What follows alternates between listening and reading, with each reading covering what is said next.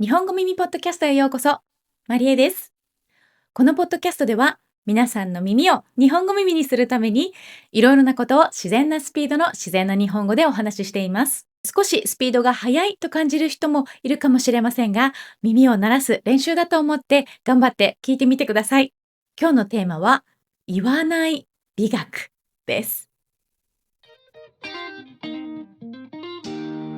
日本語耳ポッドキャスト、前回抹茶と茶道の話をしたんですけれども、もう聞いてくれた人はありがとうございます。禅の利休のこと、茶道のルールがものすごく細かいことなどをお話ししました。今日は前回カバーしきれなかった茶道の裏にある哲学の部分を話そうと思います。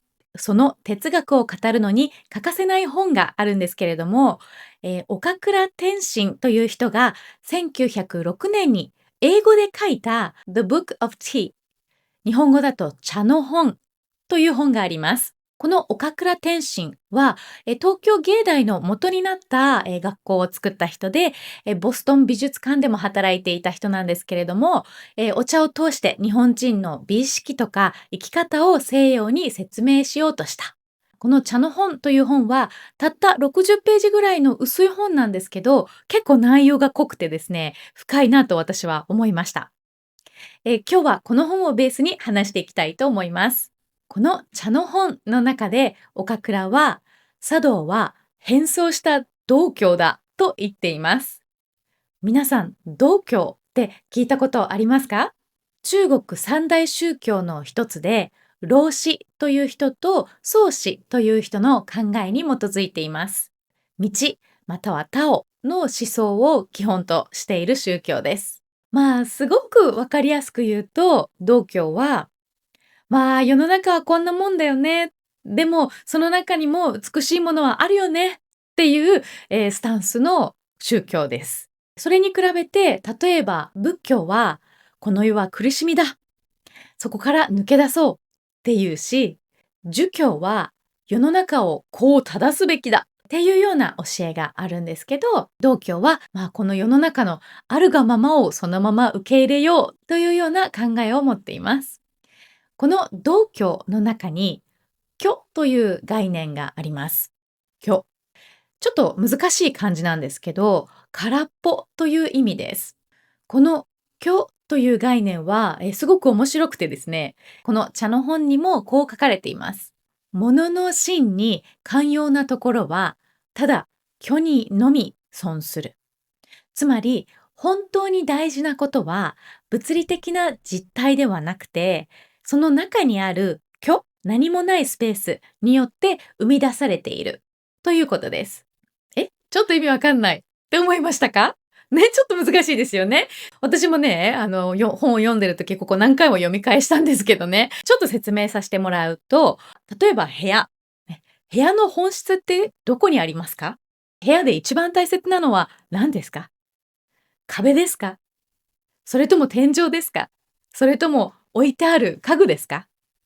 違うんですね。この何もない空間の方が一番大切なんです。人が入って動いて過ごすことができるのは、この空間が空っぽだから。何もない空間がなければ部屋として使えません。コーヒーカップも同じです。カップが使えるのはカップの中が空っぽだからです。中身がぎっしり詰まってたらもうね、何も入らないです。コーヒーを入れられません。つまり空っぽがあって初めて自由に何かを作ったり、そこに変化を加えたりすることができるという意味なんです。これは精神面でも同じことが言えて、自分自身を虚なので空っぽにすれば、あらゆるものを受け入れることができ、万能になるとも言われています。自分の意見とか自分の主張とか自分の正しさで自分がいっぱいだと、相手の考え、相手の気持ち、相手の世界観などを、受け入れるスペースがなくなってしまう。でも逆に自分の中にいろいろなことを受け入れるスペースがあれば、虚のスペースがあれば、どんなことにも対応できるというわけです。茶道で使われる茶室が何もない空間なのもこれが理由です。壁に絵がびっしり飾ってあるわけではないですね。茶室にはお花が一輪だけあったり、それ以外はあまり何もなくて、かなりミニマリズムな感じです。ほとんど何もないからこそ、そこにいる人の心が動く余地があるわけです。そしてこの虚と関係するのが本にも書かれている暗示の価値です。全部見せない、全部言わない、あえて空白を残す価値のことです。絵画でもそうですね。全部を描き込んだ絵よりも余白を残してある絵の方が見ている人に想像させることができます。見る人が自分の心の中でその絵を完成させることができますよね。この暗示の価値、実は日本語のコミュニケーションも同じじゃないでしょうか。日本人ってね、はっきり言わないっていうふうによく言われますよね。ちょっと難しいかもしれないですね。って言ったら、それは無理ですという意味だったりもします。はい、考えておきますって言ったら、やりませんだったりするんですね。これ、他の国の人から見たら、なんではっきり言わないのってなるわけですよね。わかりにくい。本音がわからないって思われることが多いです。このはっきり言えない日本人っていうのは海外の人だけじゃなくて、日本人自身もこれを弱点だと思っていることが多いです。どんどんと国際化が進むこの国際社会の中で、思っていることをはっきり言えるようにならないとダメだって思っている日本人は多いんです。でもね、私はそうは思いません。日本の文化では自己主張が許されないと思われがちですけど、はっきり言わないを選んでいる時、自ら選んでいる時もたくさんあると思うんです。全部言ってしまったら、相手が自分なりに解釈をするっていう自由がなくなってしまうし、会話の中にその虚がなくなるわけです。相手の解釈の自由を尊重している。相手を信頼しているから言わなくてもわかると思っている。あるいは言わない方がもっと豊かなコミュニケーションになるって感じてる。もちろんはっきり言った方がいい時もたくさんありますけど、私は日本人のはっきり言わないということが弱さではないと思っています。これ私がヨーロッパに住んでいてずっと感じてきたことなんです。だからこのね、茶の本っていうのを読んだ時に、これってと思って、なんかすごいピンときたんですよね。日本では言えなかったかもしれないけど、オランダではもっとはっきり言っていいんだよ。思ってることをそのまま言っていいんだよって言われることがあります。